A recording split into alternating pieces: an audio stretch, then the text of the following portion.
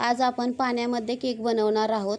त्याच्यासाठी काही थोड्या ट्रिक्स आणि टिप आहेत, त्या जर तुम्ही सगळ्या व्यवस्थित जर फॉलो केल्या तर तुमचा केक खूप सुंदर बनेल। जर एकदा बनवणार तर पुन्हा पुन्हा तुम्ही केक बनवण्यासाठी तुम्ही स्वतःला रोखू शकणार नाही।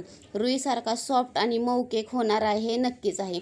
या केकमध्ये कोणत्या कुकरची किंवा ओव्हनची आपल्याला गरज लागणार नाही, तर आपण केक बनवण्यात मास्टर व्हाल। तर इथं आपण सर्वप्रथम 1 कप मैदा घ्यायचा आहे, 1 चमचा बेकिंग पावडर घ्यायची आहे, 1/4 टेबलस्पून बेकिंग सोडा घ्यायचा आहे, नंतर आपण 2 चमचे कोको पावडर घ्यायचे आहे। हे सर्व आपल्याला जे सुकं साहित्य असतं ते सर्व एकत्र करून छान असं चाळणीनं आपल्याला चाळून घ्यायचं आहे, जेणेकरून त्याच्यामध्ये जी हवा असते ती निघून जाते व तुमचा केक एकदम सुंदर सॉफ्ट आणि रुईसारखा बनतो। हे सर्व साहित्य आपण जर एखाद्या कपाने मोजून घेतले तर तुमचा केक कधीच चुकणार नाही। कधीही साहित्य घेताना मोजून घेत जा, म्हणजे तुमच्या केकचं प्रमाण किंवा केक हा कधीही बिघडत नाही।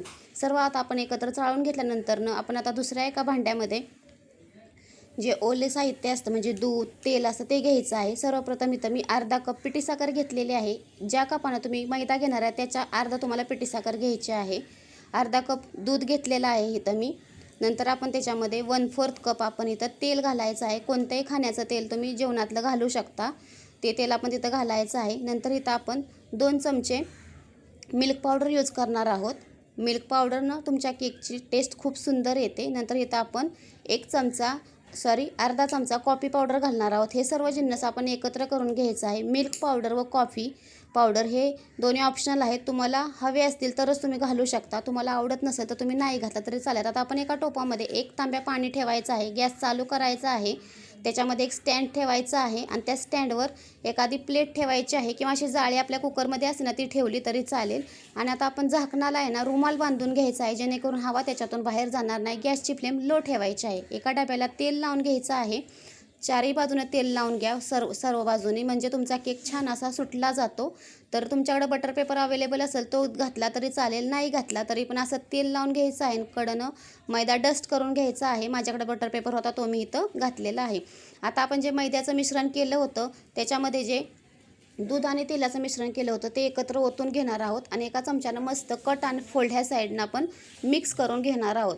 ही मेथड करत असताना आपण एका डायरेक्शनमध्ये फिरवायचं आहे। इथं मी अर्धा चमचा व्हॅनिला इन्सेन्स घातलेला आहे, ते छान असं आपल्याला एकत्र करून घ्यायचे आहे। ह्याच्यामध्ये एक सिक्रेट वस्तू मी घालणार आहे, ती म्हणजे 1 चमचा लिंबाचा रस घालणार आहे।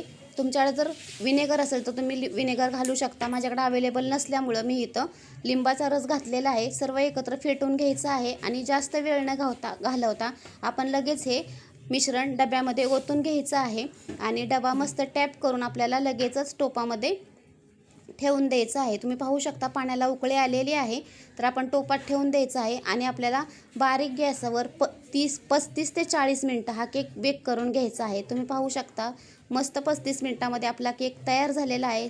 चमचा मस्त क्लीन निघालेला आहे। तर आपण हा केक आता बाजूला काढून घ्यायचा आहे आणि केक आपल्याला झाकून ठेवायचा आहे एका कॉटनच्या कपड्याने 10 मिनटं तरी। 10 मिनटाशिवाय केक आपण काढायचा नाही, कारण की केक काढताना तुटू शकतो, खूप मऊ आणि स्पंजी झालेला असतो।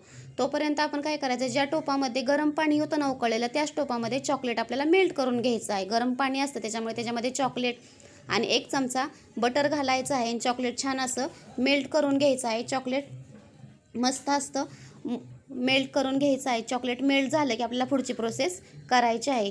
तुम्ही असाही केक हा खाऊ शकता, परंतु मुलांना जरा चॉकलेट घातल्यानंतर केक खायला खूप आवडतो, म्हणून चॉकलेट त्याच्यावर घालायचं आहे। थोडंसं कडनं मी त्याच्यावर चॉकलेट टाकण्यासाठी खिसून ठेवलेलं होतं। तर आपण आता पुढची प्रोसेस चालू करायची आहे। केक आपला पाहायचा आहे 10 मिनटं ऑलरेडी झालेले आहेत। कडनं सुरीनं केक सोडवून घ्यायचा आहे आणि केक डिमोल्ड करून घ्यायचा आहे।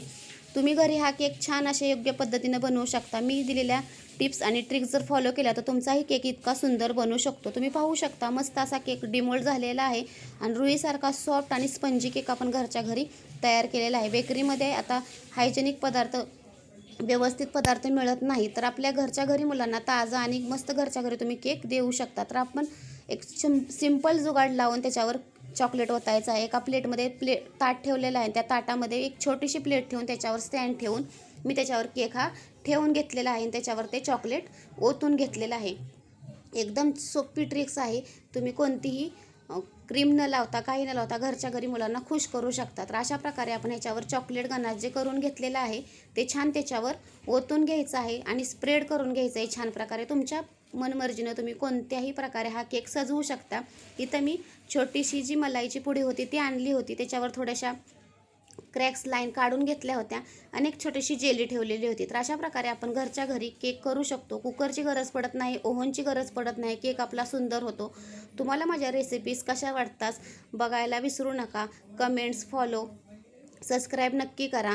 व तुम्हाला अजून ह्याच्यामध्ये वेगळं कोणता केक हवा असेल तर तुम्ही कमेंट करून सांगू शकता. तुम्ही हा केक कुठून पाहत आहात ते मला सांगायला जरूर विसरू नका. तर आपण मस्त असं केकचं आपण इथं सजवून घ्यायचं आहे. केक छान प्रकारे सजवून घेतल्यानंतरनं आपण पुढची प्रोसेस करायची आहे. पूर्ण केक होईपर्यंत मुलांना अजिबात दम धरवत नव्हता. त्यांना खूप बघूनच असं वाटत होतं केव्हा केक कट होईल. तर केक झाल्यानंतर दिसतच होता इतका सुंदर. तर हे तुम्ही पाहू शकता. मुलं जे खातात ना 1-2 रुपयावाला ते मलाईची पॅकेट्स, ते पण त्याच्यावर आपण सजवू शकतो. एक चेरी आपण त्याच्यावर ठेवलेली आहे. आपला केक सुंदर प्रकारे तयार झालेला आहे.